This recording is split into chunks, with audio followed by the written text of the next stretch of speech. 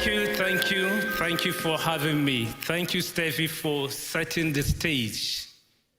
I'm super excited to be here. It is truly honor and privilege for me to talk to you about the blossoming, glittering, and untapped potential of Nigeria's digital economy and how you can tap into this economy. Imagine a nation where innovation is valued and rewarded, where people have access to the latest technologies and services, where businesses like you can hire young, creative, and competent workers, and where entrepreneurs also like you can easily, quickly, and conveniently start and grow business. That is the Nigeria of today. And I'm going to share with you that the future is much more promising than today. There are 4 competitive advantages you will never get anywhere in the world but Nigeria. So come to Nigeria and invest so that you can easily get this competitive advantage. Firstly, Nigeria is large and emerging economy. It is large in terms of population, economy, and also it is emerging. Africa is a continent with 54 countries, 1.4 billion people, and economy of 2.9 trillion US dollars. Nigeria alone has 15% of that population, and also 15% of the GDP. So investing in Nigeria is like investing in Africa. And also it is emerging because if you look at the tech ecosystem today, almost about 30% of all foreign direct investment to tech and innovation ecosystem in Africa ends in Nigeria. Last year alone, more than $2 billion US dollars was invested in the Nigerian tech ecosystem. And also, Nigeria is home to 5 out of 7 unicorn startups in Africa. So you can see how dominating Nigeria is. But coming to Nigeria, if you leverage on African free trade zone, you can easily expand to the whole Africa. Secondly, government support. Never in the history of the country, Nigeria has government support to encourage innovation and startup. There are so many interventions in terms of policies, laws, and infrastructure to help you start and grow your business. For example, in 2019, the president expanded the mandate of our ministry to cover digital economy. Before, it was just Ministry of Communications. But realizing that communication is not the end, but it's a mean to an end. The end is how can you use technology for economic prosperity. Then the president also launched the National Digital Economy Policy and Strategy for Nigeria, which is going to be a game changer, and it will transform the country into a startup nation. Other agencies have to recalibrate to come up with ideas that will help the government achieve that. And just recently, the president signed the Nigerian Startup Bill into law, now Nigerian Startup Act, which is going to provide the legal and institutional framework for you to start and grow business. In addition to that, ease of doing business, you can get visa on arrival, you can incorporate your business within 24 hours, and many more. And thirdly, we have youthful and talented population, which you can never get it anywhere in the world. While the developed countries are suffering from aging, we have one of the youngest population in the world. Stephen said we have about 19 years. And also, according to Conferry, talent alone is $8.5 trillion market. The report predicted that by 2030, there is going to be 85 million talent deficit globally. All developed countries will have that deficit.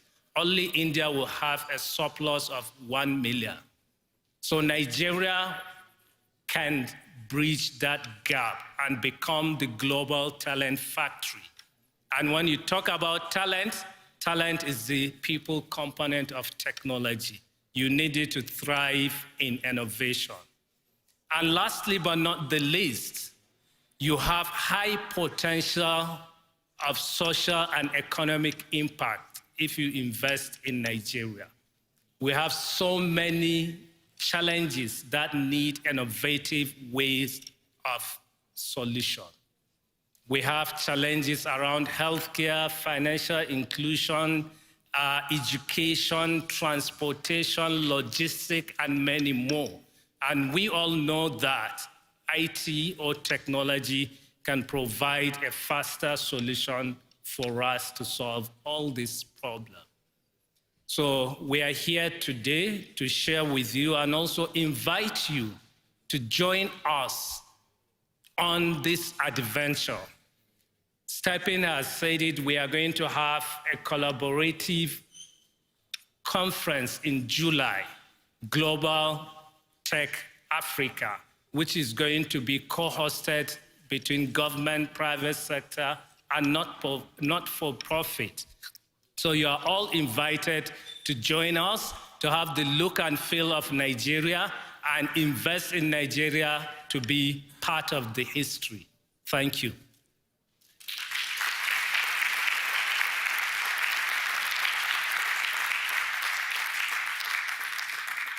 Thank you so much for that amazing introduction. I really hope that after that conference, and if Steffi asks the same question again, there will be many, many hands going up. Who's been in Nigeria? So that I'm really looking forward to. Thank you. Well, Nigeria is really, I've been working in Kenya for the last 10 years, a lot in technology. And Nigeria, there's always a little bit the one sprinting forward, and then we are trying to sort of catch up. But it's always been sort of one of the real examples about technology in Africa. Bavaria, we also try to be a country of technology. And one of our politicians here once phrased it beautifully. He described Bavaria as a country of laptops and lederhosen. On the one hand side, we try to keep our culture. We have Oktoberfest, we dress traditionally. But on the other hand side, we are very much engaged with technology and are even trying to send rockets to space. What would you say would be the perfect phrase for Nigeria? Yeah, I think the government has made a bold decision to go to the talent route. The government has several initiatives, and the government has realized that Nigeria cannot follow the legacy route to development, where you start by low-end manufacturing, high-end manufacturing, before you become a developed country. So technology makes it possible, and we have seen it in the case of telecommunication coming to Africa, in early 2000, when Mo Ibrahim wanted to invest in telecommunication in Africa, people were laughing at him. Who will buy cell phone in Africa? People that cannot afford 3 square mil. But he didn't look at it from that angle. He looked at it from people. Africa is vast. It has remote areas. People live some far away from their family. If you want to talk to your parents, maybe you have to travel for hours or days. But if there is a cell tower close to them, all what you need is to make a call and talk to them. At that time, in Nigeria, we had less than 500,000 landlines. And when he started, within 5 years, he was able to expand his business to almost 11 countries and sold it at about $3.4 billion. So we've seen how telecommunication revolutionized everything in Africa. Likewise, we believe emerging technologies are going to do the same. So we are going through that route to make Nigeria the global talent factory. Yeah, that is a very, very important thing. You mentioned this amazing treasure buried in Nigeria, and there's all these young people coming of age at some point and being very useful, hopefully. And it's not just Nigeria. You said you have average age of 19. Kenya has 18.9, so we are a little bit leading there. But yes, this is incredible numbers of young people who can really change the world economy. But how do you get them there? What about education? I've seen you yourself, you had an excellent education, MIT, Oxford, but it's very much the Western one. How do you educate all these young people in Nigeria now to actually become a valuable asset to the market? When you talk about innovation, it's about thinking out of the box. We all know that today you can easily get the skills you need without going through the conventional education system. And even in the US, we've seen most of the innovators or the successful entrepreneurs are dropouts.